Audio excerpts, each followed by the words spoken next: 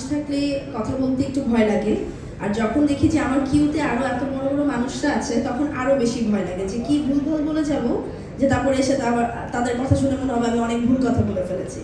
কিন্তু যাই হোক, প্রথমত আমি রিমার্ক ফ্যামিলিতে জয়েন করতে পেরে অনেক বেশি খুশি, এবং সত্যি বলতে গেলে অনেক দিন ধরেই রিমার্ক ফ্যামিলিতে আছি, এবং এটার জন্য আমার মনে হয় যে এই বন্ধে একটা থ্যাঙ্কস পাই আমার থেকে সবার আগে। এবং এটার পাশাপাশি আজকে এতগুলো বড় বড় মানুষের সাথে একই পাশে বসে একই মঞ্চে বসে কথা বলা এখানে, এটাও আমার জন্য অনেক বড় পাওয়া।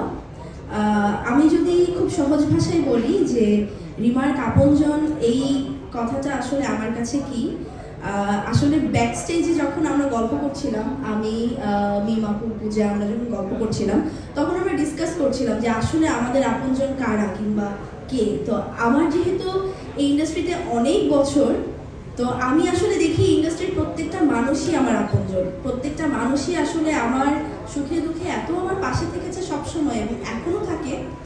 আর সবচেয়ে বড় কথা, আমার মনে হয় খারাপ সময় যারা খুব বেশি পাশে থাকে তারা আসলে আমাদের আসল আপনজন, এবং এই ইন্ডাস্ট্রির প্রত্যেকটা মানুষ আমাকে খারাপ সময় অনেক বেশি সাপোর্ট দিয়েছে।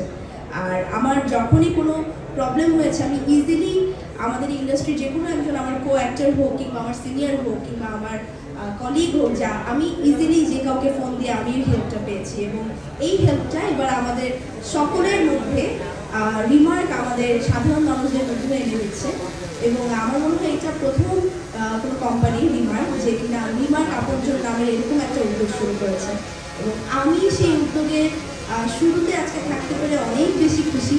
এবং আমি আশা করছি যে আমরা খুব ইজিলি আমাদের আপনজনদের কাছে এবার পৌঁছে যাব। এবার সাধারণ দর্শক এবং সাধারণ মানুষ রিমার্কের সাথে সাথে আমাদেরও অনেক আপনজন হয়ে উঠবে।